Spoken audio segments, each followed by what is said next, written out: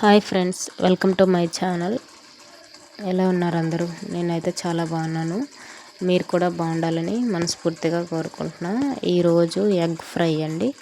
Egg fry అయితే ఎట్లా prepare చేయాలనేది చూపిస్తాను. నేనైతే ముందుగా ఒక 6 ఎగ్స్ తీసుకొని బాయిల్ చేసుకుంటున్నానండి. ఇందులోనే కొద్దిగా వాటరు, అందులో కొద్దిగా రాళ్ళు ఉప్పు వేసేసి సిమ్లో ఒక 15 మినిట్స్ అయితే ఉడికించుకోండి. హైలో అయితే ఒక 10 మినిట్స్ ఉడికించుకుంటే సరిపోతుంది. ఇదైతే ఉడికేలోపు నేనైతే తాలింపు వేసుకుంటున్నాను. వేరేగా కళాయి తీసి ఒక కళాయి అయితే తీసుకుని ఆ కళాయిలోనే కొద్దిగా ఆయిల్ వేసుకొని అందులో కొంచెం జీలకర్ర అయితే వేయాలి. జీలకర్ర ఒకటే వేస్తానండి, ఎందుకంటే ఎగ్స్లోను చికెన్లోను ఎప్పుడు పోపులు ఆవాలు అంతా వేయలేదు కనుక జీలకర్ర ఒకటే వేస్తాను. జీలకర్ర వేసేసి జీలకర్ర కొద్దిగా చిటపటమనిన తర్వాత ఒక 4 పచ్చిమిరపకాయలు తీసుకొని అది ఫ్రై అయిన తర్వాత ఒక 2 పెద్ద సైజు ఉల్లిపాయలు ఉంటాయి కదండి, చిన్న చిన్న ముక్కలుగా కట్ చేసుకోవాలి. చిన్న చిన్న ముక్కలుగా కట్ చేసుకొని అది కూడా ఇందులో ఆయిల్లో వేసేసి ఇది ఫ్రై అవనివ్వాలి. బాగా కలుపుతూ ఉంటే ఫ్రై అవుతుంది. ఆనియన్స్ అనేవి రెడ్ కలర్, అదే బ్రౌనిష్ కలర్లో వచ్చేంత వరకు అయితే ఫ్రై చేసుకోవాలి. ఇది ఫ్రై అయ్యేలోపు, ఈ ఆనియన్స్ మనం ఫ్రై అయ్యేలోపు వెంటనే ఏమంటే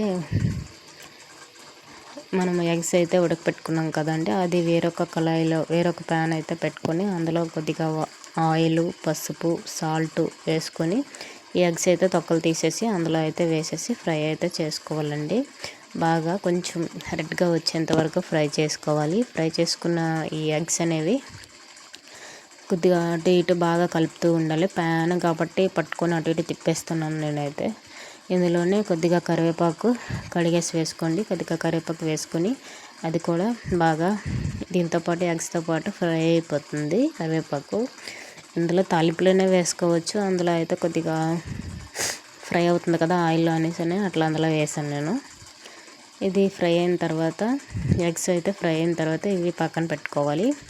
ఈలోపు మనము ఉల్లిపాయలు అయితే వేసాం కదండి, వేయించాక బాగా వేగిపోయినాక ఇందులో ఒక స్పూన్ అల్లం వెల్లుల్లి పేస్ట్ వేసేసి పచ్చివాసన పోయేంత వరకు అయితే కొద్దిగా వేయించుకోవాలి. వేయించుకున్న తర్వాత నెక్స్ట్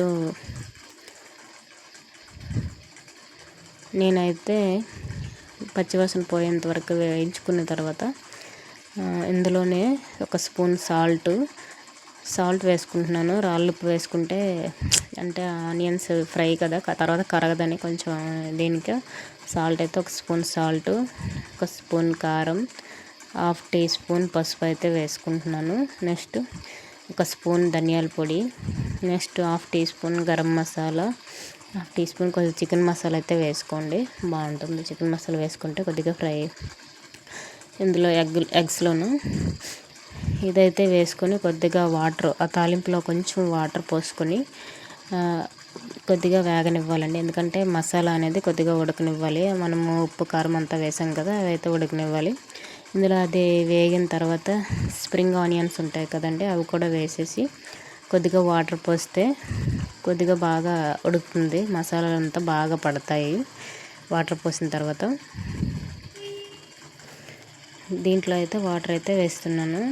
వాటర్ వేసుకొని కొంచెం సేపు ఒక 5 or 10 మినిట్స్ బాగా ఇంకిపోయేంత వరకు ఉడికించుకోవాలండి, మసాలాలు పట్టేంత వరకు. ఈలోపు మనం ఎగ్స్ అయితే ఫ్రై చేసుకుందాం.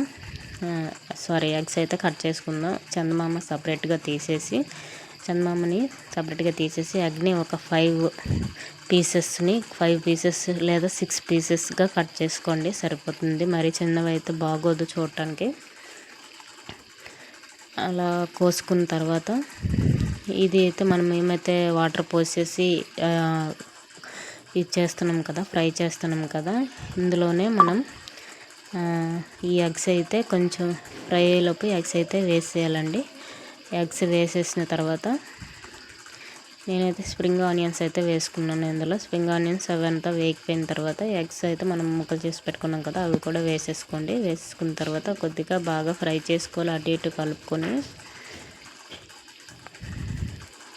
ఫ్రై చేసుకున్న తర్వాత కొద్దిసేపు అయితే మసాలా అయితే దానికి పట్టనివ్వాలి, అటు ఇటు కలుపుకుంటూ మసాలా పట్టనివ్వాలి. ఎగ్స్కి అనేది ఈ మసాలా పడితే బాగుంటుంది. కొద్దిసేపు అయితే ఉడకనివ్వాలి. ఒక 5 or 10 minutes అయితే ఉడకనిచ్చిన తర్వాత స్టవ్ ఆఫ్ చేసుకోవడమేనండి. అంతే.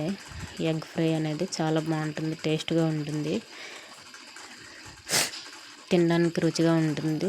నార్మల్గా ఏదైనా కర్రీస్ లేకపోయినా సరే ఇది చేసుకొని వండుకోవచ్చు. నెక్స్ట్ ఉట్నోటినైనా స్నాక్స్గా అయినా పిల్లలకి బాగుంటుంది తినడానికి. ఇదండి నా వీడియో కనుక నచ్చినట్లయితే లైక్ చేయండి, షేర్ చేయండి, కామెంట్ చేయండి, సబ్స్క్రైబ్ చేయడం మాత్రం మర్చిపోవద్దు friends. Thanks for keep watching. Thank you so much. Bye bye.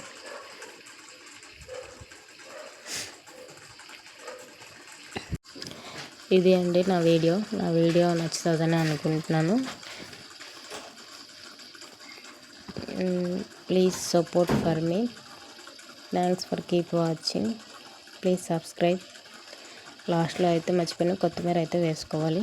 కొత్తిమీర వేసుకొని ఒక 5 minutes అట్లా ఉంచేసి స్టవ్ ఆఫ్ చేసుకోవడమే అండి. అంతే.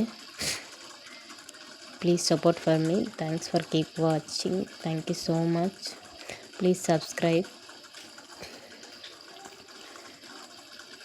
Bye bye.